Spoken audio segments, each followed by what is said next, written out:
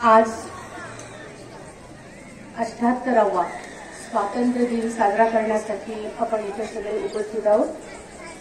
हा आनंदोत्सव, हा स्वातंत्र्योत्सव साजरा करत असताना मंचावर उपस्थित सन्माननीय महानुभाव,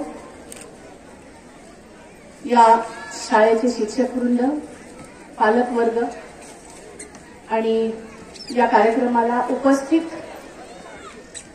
मुख्य भूमिकेत तुम्ही सगळे बच्चे मंडळी, बालके, हा स्वातंत्र्योत्सव आज आपण इथं साजरा करत असताना तुम्ही सादरीकरण केलेलं, वेगळ्या वेगळ्या वयाच्या विद्यार्थ्यांनी नृत्याचं सादरीकरण केलं, गीतांचं सादरीकरण केलं, मनोगत व्यक्त केलं आणि हे सगळं बघत असताना मी खूप भारावून गेले। का भारावून गेले?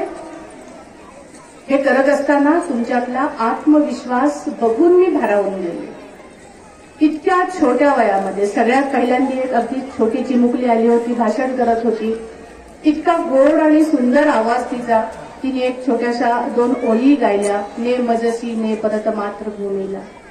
किती आत्मविश्वास! हा तुमच्यातला आत्मविश्वास जागृत करण्याचं कार्य या प्रशालेनी केलेलं आहे, या शिक्षक वृंदांनी केलेलं आहे। त्यांच्यासाठी मी एकदा जोरात टाळ्या वाजवतेय, तुमचं सगळ्यांचं अभिनंदन करते।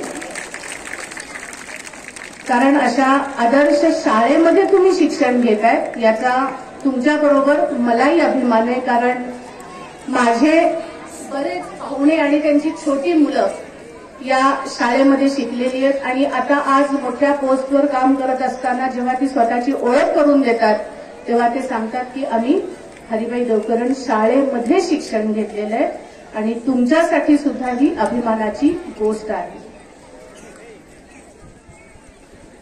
आपण आता आपल्या मनोगतामध्ये वेगवेगळ्या स्वातंत्र्यवीरांचं, स्वातंत्र्य सैनिकांचं नाव घेतलं। याच्यामध्ये स्वातंत्र्यवीर सावरकर आले, टिळक आले, सावित्रीबाई फुले आल्या, शिवाजी महाराज आले।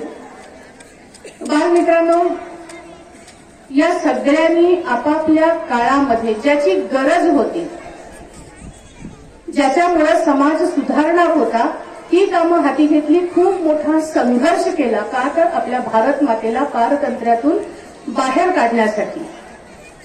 त्या काळातली गरज ओळखून सावित्रीबाई फुलेंनी खूप मोठं काम केलं। महिलांसाठी शिक्षणाची सुरुवात करणं त्या काळात सोपं नव्हतं, त्यांनी खूप मोठा संघर्ष केला आणि आज इथं बघतोय आपण पुरुषांबरोबर महिलाही बरोबरीने शिक्षण घेत आहेत, खांद्याला खांदा लावून आज समाजात त्या उभ्या आहेत। मग आजच्या काळाची गरज काय? प्रत्येकाने आपापल्या काळातल्या गरजा ओळखून त्याप्रमाणे काम केलं। मग आजच्या काळातली गरज काय? तर आजच्या काळातली गरज ओळखूनही आपल्याला काम करायचंय। आज इथं ही छोटी मुलं आहेत, आत्तापासून तुमच्या मनात ही भावना रुजली पाहिजे, आत्तापासून तुमच्या मनात हे भाव निर्माण झाले पाहिजेत की माझ्या भारत मातेसाठी तर आजच्या काळाची गरज स्वस्थ भारत, समृद्ध भारत। हा स्वस्थ भारत आणि समृद्ध भारत करण्याची तयारी तुम्हाला आत्तापासून करायची आहे, कारण तुम्ही भविष्य आहात या भारत मातेचं। मग स्वस्थ भारत, समृद्ध भारत आपल्याला कशाने करायचं? स्वस्थ भारत, समृद्ध भारत करायचं। एका छोट्या आमच्या मुलींनी हेही सांगितलं की बाबा विश्वगुरूच्या मार्गाला आपला भारत देश लागलेला आहे, विश्व सत्ता आपण स्थापन करत आहोत। मग त्याची मुळं आत्तापासून तुमच्या मनात रुजली पाहिजेत भारत मातेला पुढे नेण्यासाठी। मी आता म्हणलं की स्वस्थ भारत आणि समृद्ध भारत फक्त पैशाने आपल्याला करायचं नाहीये, फक्त आर्थिकदृष्ट्या आपल्याला भारत मातेला समृद्ध करायचं नाहीये, तर आपली भारत माता विचार